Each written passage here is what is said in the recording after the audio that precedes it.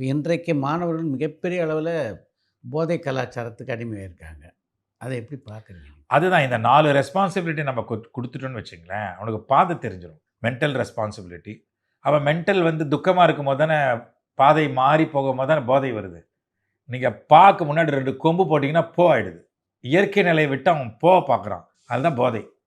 இயற்கை நிலையோட இருந்தான்னா பாதை ஆயிடும். அப்போ அவனுக்கு என்ன பண்றோம்னா, ஃபேமிலி ரெஸ்பான்சிபிலிட்டி கத்துக் குடுக்குறோம். எந்த அப்பா அம்மாவும், "டேய் சாயந்தரம் உனக்கு 50 கிராம் கஞ்சா வாங்கி வச்சிருக்கேன்டா, வந்து யூஸ் பண்ணிக்கிடான்னு" எந்த அப்பா சொன்னாரு? எந்த அம்மா சொன்னாங்க? அம்மா சொன்னாங்களா? "ஏங்க இன்னைக்கு ரொம்ப நாள் கழிச்சு பையன் ரொம்ப இன்னைக்கு நல்லா படிச்சு ரேங்க் வாங்கியிருக்காங்க. அவனுக்கும் ஆசை இருக்காதா? ஒரு ஃபுல் வாங்கிட்டு வந்து குடுங்களேன்னு" எந்த அம்மா சொல்லியிருக்கா? இல்ல டீச்சர் தான் சொன்னாங்களா? யோசிச்சு பாருங்க. "டேய் இன்னைக்கு ரொம்ப ஹேப்பியா இருக்கேன்டா. உங்களுக்கெல்லாம் ட்ரீட் வைக்கிறேன்டா. அதனால எல்லாரும் பாருக்கு வந்துருங்கன்னு" வாத்தியார் சொன்னாரா? இல்லையே. ஹெட் மிஸ்டர் சொன்னாங்களா? இல்லையே. எவனோ ஒருத்தன் நண்பங்க ரூபத்துல வரான். கூடவே இருந்து நண்பங்க ரூபத்துல வந்து, அந்த நட்ப என்ன பண்றான்? பயன்படுத்தி, ஏதோ ஒரு அதுல வந்து ஒரு உச்சகட்ட ஒரு இன்பம் இருக்குது, இல்லன்னு சொல்லல. ஆனா, அது கூடவே ஈக்குவலா 4 மடங்கு துன்பம் இருக்குதுங்கிறது அவேர்னஸ். கரெக்ட். இன்பம் இஸ் ஈக்குவல் டூ பேரின்பமா இருக்கணும். இன்பம் இஸ் ஈக்குவல் டூ பெரு துன்பமா இருந்ததுன்னா, நீ அத தொடர. அது வேண்டாம். அப்ப வேற எதுல நான் இன்பத்த தேட முடியும்? வேற எதுல எனக்கு இன்பம் இருக்கு? அப்படின்னு அவன் கொஸ்டின் பண்றான். இது ஒரு செகண்ட்ல எனக்கு குடுக்குது. இது குடுக்குதுடா கண்ணு. ஆனா நீ லஞ்சம் குடுக்குற உடலுக்கு. லஞ்சம் குடுத்து இன்பத்த அனுபவிக்கிற.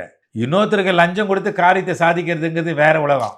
ஆனா மகிழ்ச்சியா குயிக்கா மகிழ்ச்சி அடையறதுக்கு நீ என்ன பண்ற?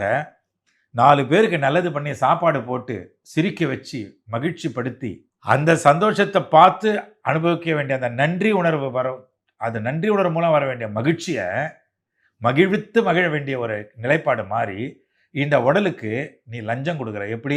அந்த போதைய உள்ள போட்ட உடனே 15 நாள் சர்வீஸ் பண்ணி, 20 நாள் அப்பா, அம்மாவுக்கு சர்வீஸ் பண்ணி, உலகத்துக்கு உதவி பண்ணி, ஒரு அவார்டு வரும்ல மகிழ்ச்சி.